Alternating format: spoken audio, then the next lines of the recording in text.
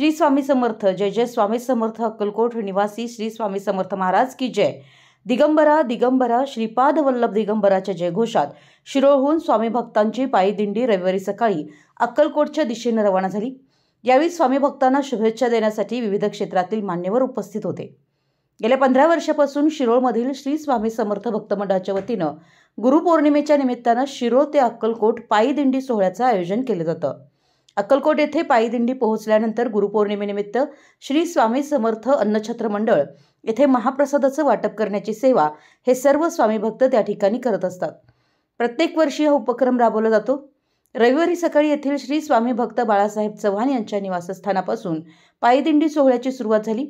Balasaheb Chavan, Isaac भोरे, उमेश कोळी, राजेंद्र गायकवाड, मोहन माने यांच्या हस्ते पूजन व श्रीफळ वाढवून दिंडी सोहळ्याची सुरुवात करण्यात आली।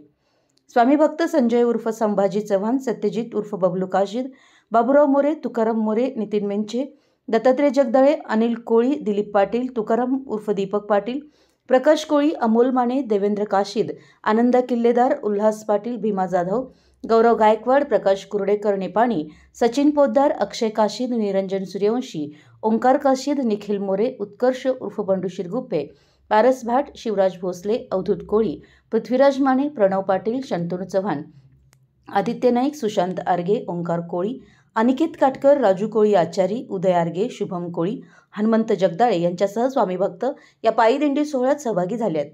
श्री स्वामी समर्थ महाराज की जय। श्री स्वामी समर्थ, जय जय स्वामी समर्थ, दिगंबरा दिगंबरा श्रीपाद वल्लभ दिगंबरा या जयघोषात स्वामी भक्तांची पायी दिंडी अक्कलकोटला रवाना झाली। स्वामी भक्तांना शुभेच्छा देण्यासाठी जयसिंगपूर बाजार समितीचे संचालक शिवाजी चव्हाण, दीपक मोहिते, यासिन शेख, अविनाश कांबळे, हर्षवर्धन कांबळे, चंद्रकांत भाट, उल्हास पाटील, विनोद मुळीक, प्रफुल्ल कोळी, धनाजी आर्गे, सुशांत चव्हाण, अशोक माने चुडमुंगे, दादासो पाटील यांच्यासह स्वामी भक्त मोठ्या संख्येने उपस्थित होते। शिरोळ प्रतिनिधी, मराठी एस न्यूज।